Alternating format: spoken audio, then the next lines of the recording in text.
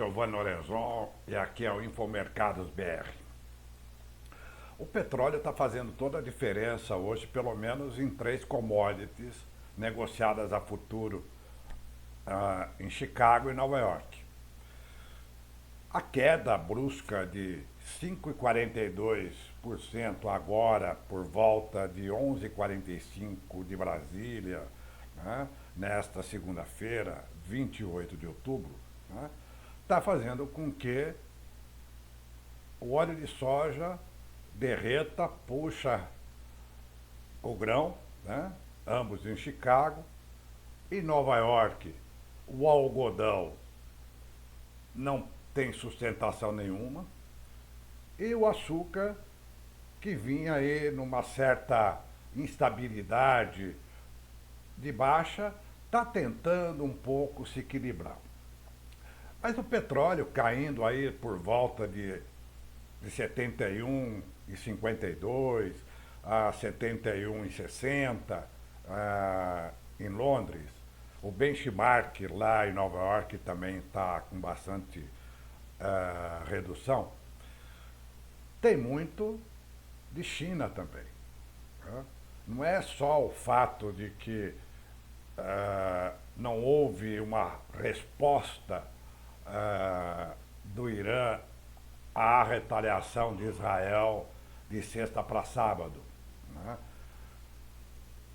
Ainda o quadro é complicado e tenso, mas aparentemente o mercado está vendo que o Irã está se mantendo ainda comportado porque os ataques de Israel foram cirúrgicos, né? Não atingiram a população, não atingiram instalações petrolíferas e nem nucleares. E o Irã, inclusive, pediu uma reunião urgente no Conselho de Segurança da ONU, o que significa que ele está tentando uma maneira de, pelo menos, postergar uma escalada da guerra. E isso tirou força. Mas o grande diferencial mesmo também é a China, né? O maior importador de petróleo do mundo e, naturalmente, num momento aí de indicadores fracos da economia, mesmo após vários rounds aí de ajuda de Pequim, especialmente no crédito de curto e médio prazo, né, para as empresas e para os consumidores em geral. Então, nós estamos vendo, por exemplo, agora, aqui, vou dar uma atualizada, nós estamos vendo o óleo de soja, por exemplo, caindo mais de 3%. Né? E isso daí arrasta para baixo a soja em grãos, que também cai mais comportadamente, em torno de 1%, que chega aí talvez aí a pouco mais de 8 centavos de dólares para o contrato de janeiro, que é o que está valendo agora. Aí, né? Então, em 9,88 dólares o bushel. Enquanto isso, nós temos também o algodão, que já vem de um processo de pressão por conta da safra nos Estados Unidos e também por conta da China, perdendo quase 1%, porque a queda do petróleo indica vantagens competitivas à fibra sintética.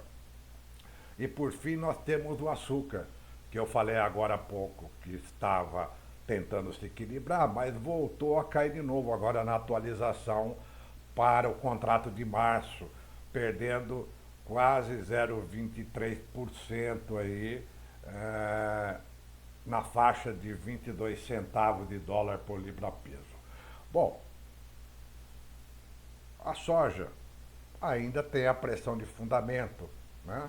Porque a safra nos Estados Unidos está correndo bem, a safra no Brasil está andando, pelo menos o plantio, ainda que as chuvas não estejam muito bem distribuídas e em volumes suficientemente bons lá no Centro-Oeste. É, o algodão, já disse que tem essa pressão aí da safra nos Estados Unidos e a pressão do consumo lento na China. E no Brasil, apesar da questão do açúcar estar no momento ainda favorável, porque a safra do ano que vem foi bastante prejudicada, tanto pela seca na cana que estava desenvolvendo, quanto pelas queimadas na cana de rebrota, né, serve, se sente um pouco pressionado por essa especulação. Né? Cai o petróleo, tira a competitividade do etanol, o momento indica, portanto, que as usinas possam partir para mais açúcar, e isso, obviamente, reflete em maior oferta no mercado internacional. Mas, enfim, o dólar vai fazer essa diferença, podendo mudar ou não de acordo com as eleições nos Estados Unidos na semana que vem, né? Como já dissemos, né? O Trump tem a possibilidade de fazer com que o dólar suba, né? E se as pesquisas indicarem que há uma chance para isso, para a vitória dele, isso fica mais evidente. E também vamos ter aí na semana que vem a reunião do Federal Reserve para decidir a nova rodada de juros, que as apostas seguem em 0,25 ponto percentual de queda por lá. E naturalmente isso indica uma movimentação do fluxo de dinheiro dos fundos em vários ativos aí no mundo inteiro. Por hora é só, a Infomercados volta amanhã. Até lá.